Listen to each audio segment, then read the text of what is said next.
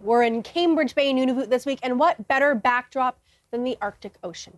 Cambridge Bay is along the Northwest Passage. That brings in ship traffic, and it was also a reason that a world-class research station came to the community. We'll hear more about that later in the show, but we start with the news.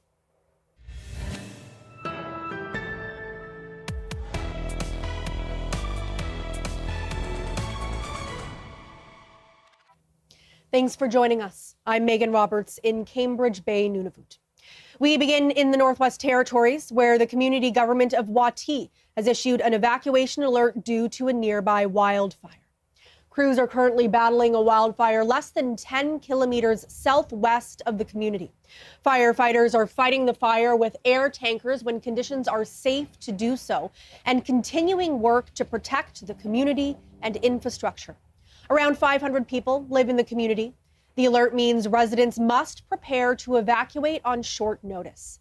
Winds are expected to come from the north tomorrow, which could help push the fire back on itself. And as people in Wati plan for a possible evacuation, a kennel in Yellowknife is preparing to support pet owners from the community.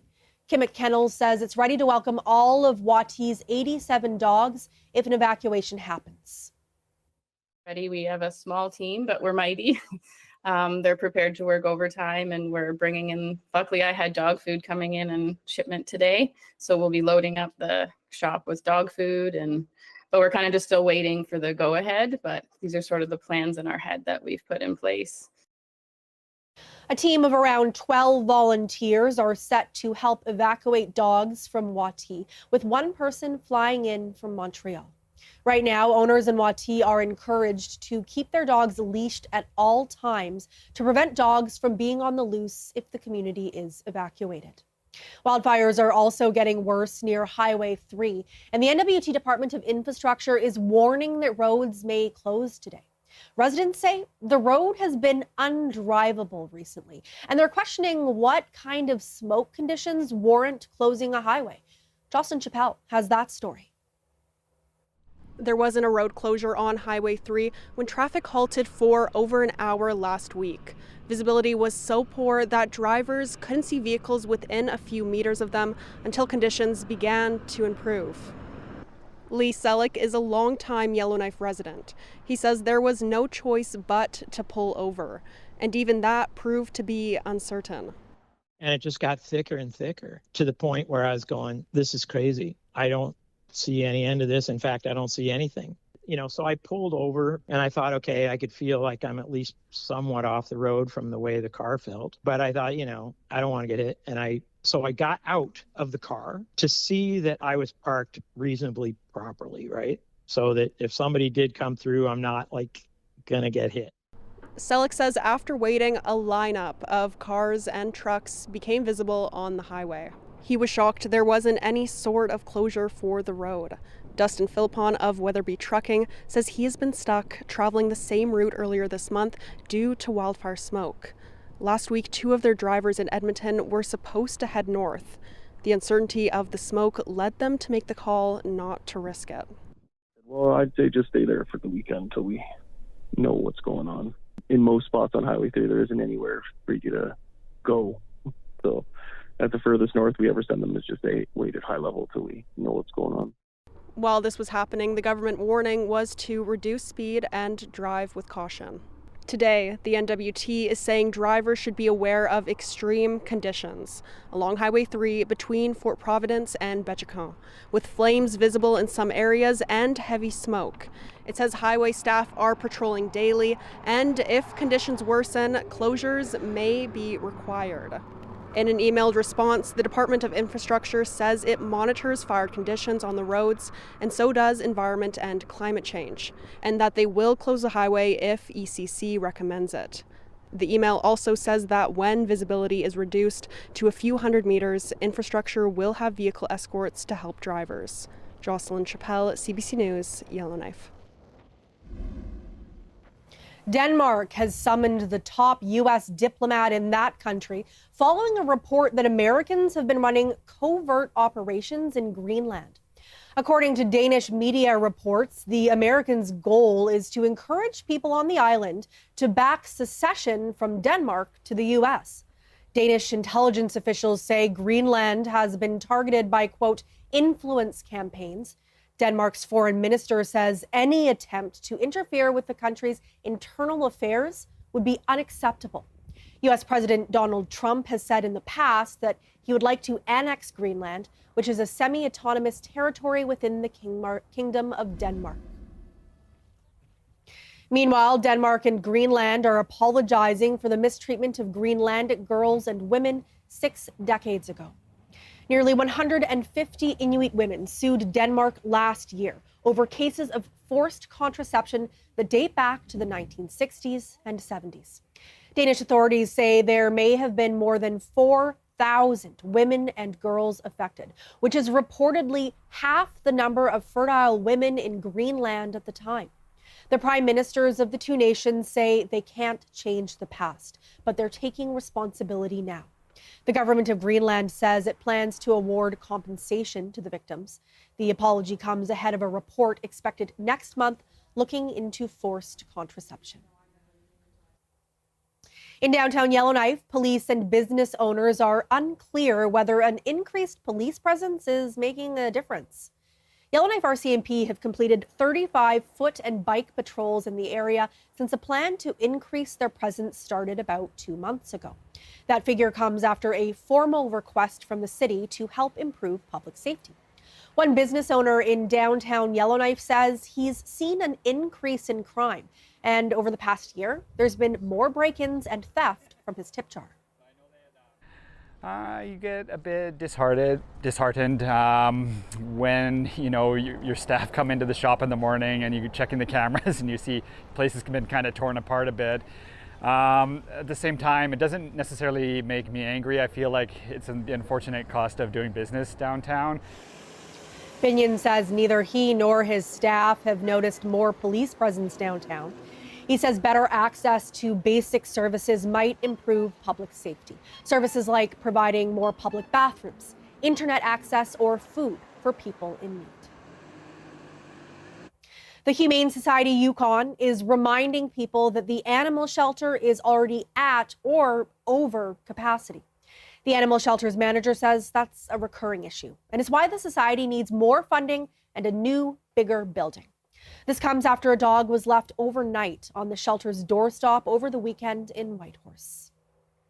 One of my staff called me at 8 in the morning and said, there's a dog left outside in a kennel. I was a little confused. I was like, one of the staff left a dog outside? But it was, somebody had left a little dog in a crate outside of the shelter off to the side, actually.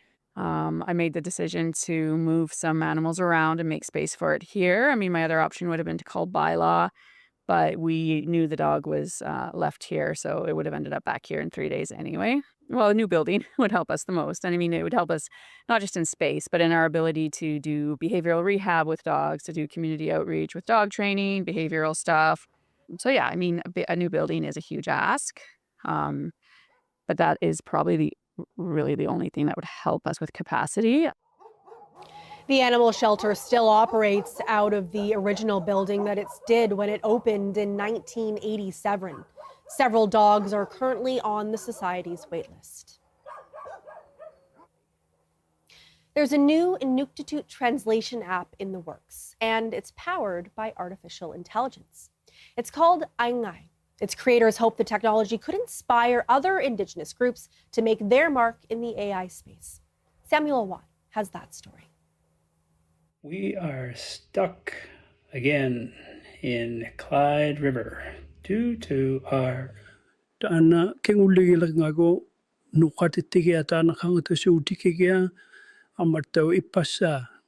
That looks like a person translating an English phrase to Inuktitut, but that's actually artificial intelligence in action.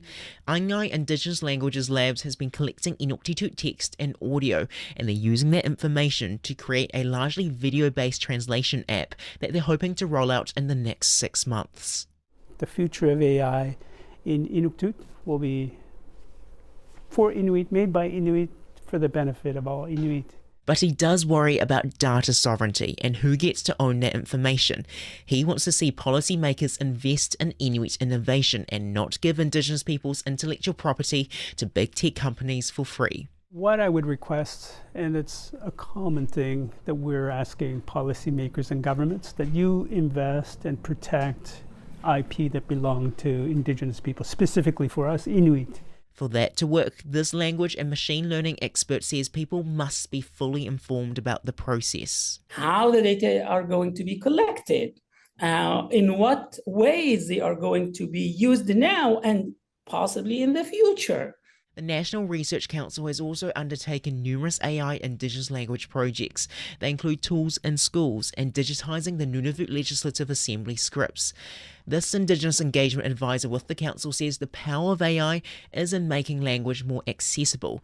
He reflects on his own experience with his own language of the Red River Métis. I frequently talk with my cousins and family relatives about, learning Michif and utilizing it in our day-to-day lives more. And we've been able to do that because of the innovations in language learning. Aingai hopes other Indigenous companies can take inspiration from their endeavours. And really to show, if we could do it, they could do it too. So that communities can harness the power of AI for their own good. Samuel Watt, CBC News, Iqaluit. The National Representative for Inuit in Canada is helping the country look at Inuit homelands in a new way.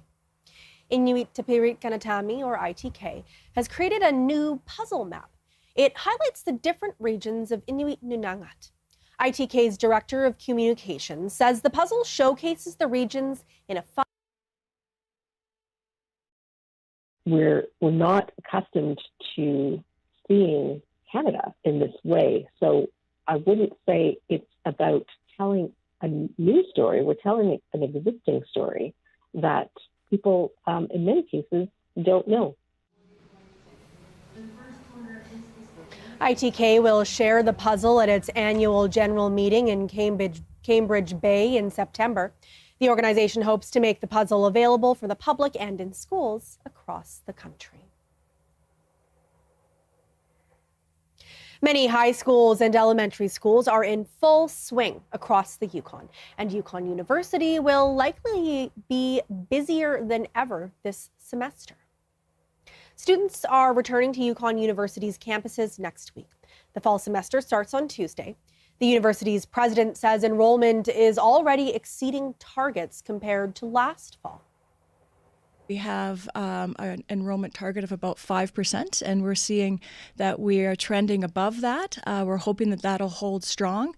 But within that, we also have some exciting updates with respect to the enrollment of our Indigenous students. We're seeing an increase in the number of Indigenous students who have enrolled at this point in time compared to last year. And what we're also seeing is that we have a greater enrollment of Indigenous students across all programs and an increase in the number of Indigenous students who are enrolling in full-time programs. Brown attributes that increase to the university's strategy to attract more Indigenous students.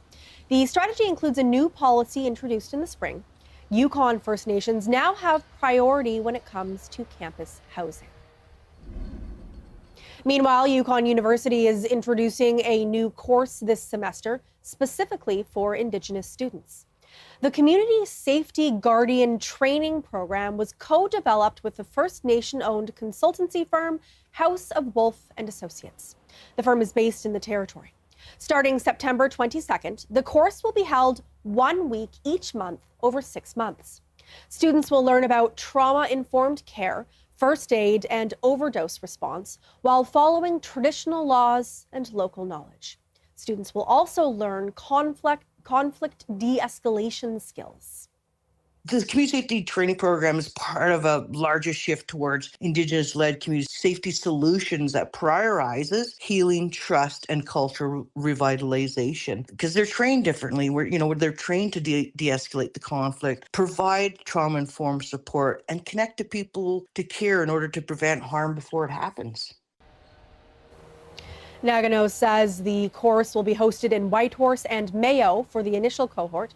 First Nations have to nominate citizens to participate.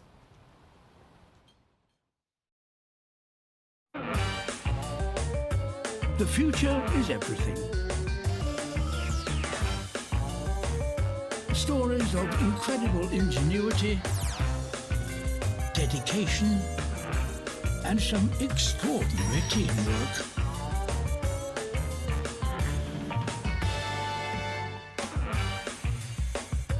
This is parenthood.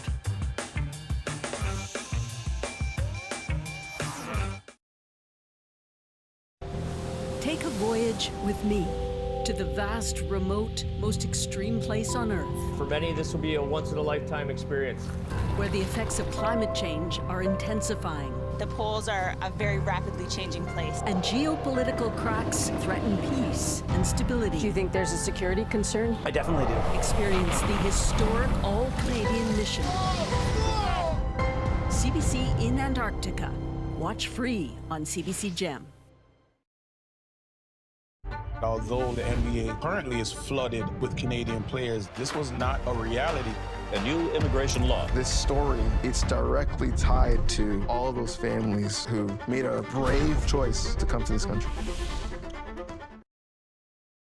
My favorite word. Tariff! How seriously are you taking this threat? It's the uncertainty that's the biggest issue. Canada, we got you. Elbows up!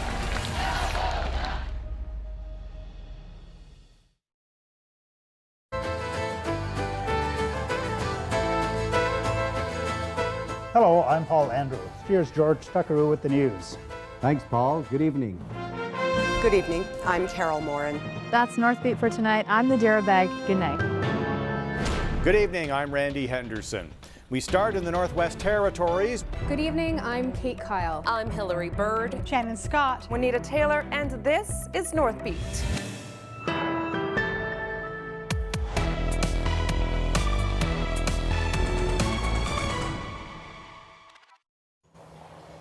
Welcome back. We are in Cambridge Bay, Nunavut this week. One of the community's landmarks is a relatively new addition. The Canadian High Arctic Research Station had its grand opening in August of 2019.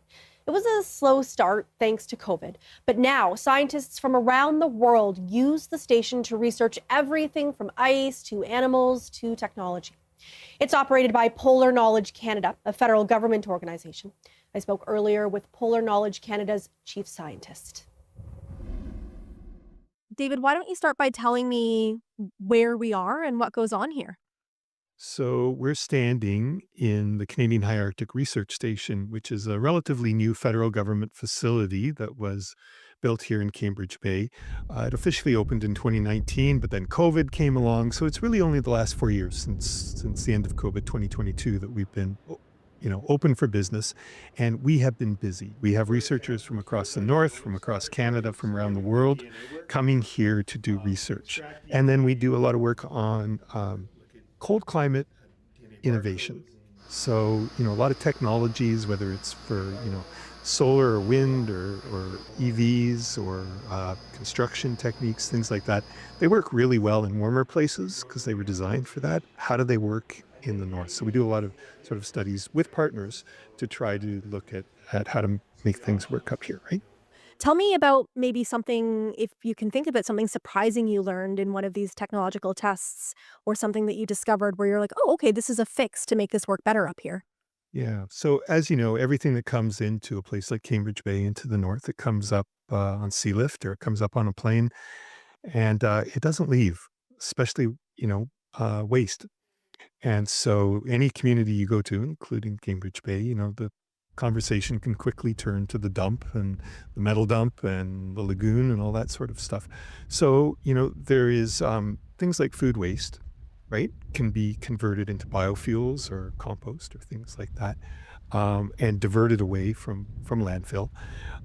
And biofuels are one of the potential green energy or clean energy sources that might be locally available if we could figure out how to use it effectively. So we have a partnership with the National Research Council of Canada over the last few years, and we've been looking at different types of bioreactors using food waste from the grocery store or from homes or from restaurants to see how efficient it is to produce biofuels in this environment.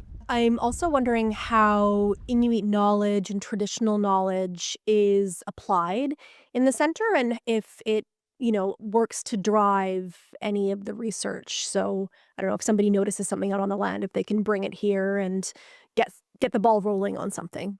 Yeah, so a lot of the research that we support at Polar Knowledge Canada, both here at CHARS and across the north, prioritizes Indigenous partnerships, Indigenous knowledge, Inuit knowledge, and community needs.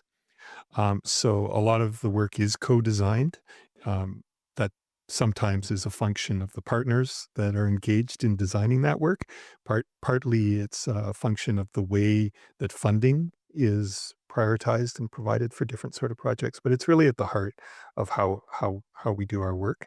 Even when visiting researchers come from the South or from other countries, they have a great interest in connecting with knowledge holders here, um, community organizations, understanding what the needs are. If you're going to go monitor something or measure something on the land or on the water, those conversations right up front just make it so much more valuable. So I think that approach is being instilled in the work that we do and support. We certainly encourage and support and prioritize that.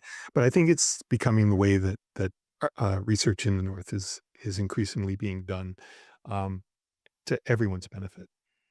And I want to know, and it's kind of out of left field, but I'm just wondering if there's anything that's been done here, any research, any discovery, any aha moment that really stuck out to you, um, just in any way, I guess. You know, um, there's aha moments all the time. We're learning new things, and that's the wonderful thing about a research station is people come up with crazy ideas, and we try to support it sometimes. Um, we had a group from France, from Canadian universities with partners in France at the research organization there in Météo France, and they wanted to measure through the whole year the changes in the structure of snow and ice. As you can imagine, you can't just collect snow and ice and send it off, to somebody somewhere else. They needed to have the right equipment here. And they came to us with this idea, and we found a way. It was like a big X-ray machine for snow and ice. And we found a way that we could keep that here, install it here. And they came for 8 months and did their study. And then just fantastic to see how snow and ice crystals change over the season. But it was work that nobody else was able to do because there wasn't a facility, there wasn't, you need the accommodations, you need the laboratories. Being able to support things like that is kind of fun. There's also, hunters and harvesters go out on the land and they come back with animals or parts of animals and they say, this looks really weird, right? So we have a couple vets here. We work with the HTO and with government biologists, and we see hybrid things, right? Like with this, what is this? Is this a char? Or is this a salmon? Is this or sometimes one of the things we're concerned about with climate change is emergent diseases and parasites in caribou and muskox. So we have researchers, students, and research partners that are monitoring those sorts of things. And, to be at the front line of making those observations, understanding if it's new or if it's spreading or should we worry about it, or is it just natural? That's really exciting too when, we're kind of making these discoveries or observations of things for the first time. Thank you so much for your time. This has been such a fascinating conversation, and I'm just so grateful to be here. Yeah, I'm so glad you could visit. Come back anytime.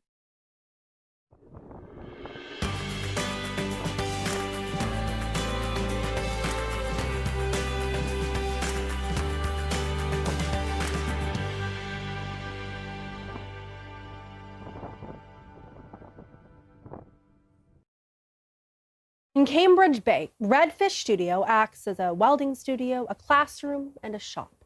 And mentorship is at the core of everything they do. So when the studio needed a leader to step in on short notice, it only made sense that he would be a former student. Natalie Pressman has his story. Redfish Studio isn't quiet, but the man running it these days is the soft-spoken Daryl Tuptuna Haynes. I really never want to leave the studio, the program. And he's proving he'll never have to. When the studio's main administrator and lead instructor had to leave suddenly for a medical emergency, they knew Taptuna Haynes could step up. Every kid has a plateau, and we just haven't hit it with Daryl yet. He just exceeds every hope that I've ever had for a kid. The 23-year-old is running the shop for tourists. We do have wolves, bears, birds, seals. And the program for students. It's a big undertaking, especially this time of year. We've got cruise ships through every day, for the next couple of weeks. It's a public space, when on those days. And so it's not just about running the shop and being here every day. It's about the interaction with the public, supporting the whole community in the hamlet. And Daryl's just stepped up to, fill that gap while Mark and Melissa can't be here. Taptuna Haynes was one of Redfish Studio's first students. He says it helped him learn confidence and discipline. It helped me realize that there will never be anybody in the world to sort of push you. You have to push yourself. And he says he's proud to help other students learn to push themselves too. Natalie Pressman, CBC News, Cambridge Bay. The horizon in Cambridge Bay looked a little bit different today. That's because of the arrival of a cruise ship and its nearly 200 passengers. The Hanseatic Spirit anchored in the bay this morning. The cruise sails from Greenland to Alaska over 29 days. 184 passengers traveled from the ship to the community, boosting the town's population by around 10% for the day. Local residents provide tours, sell crafts, and guide the visitors around the community. The ship is the first of 10 cruise ships visiting Cambridge Bay over the next 2 weeks.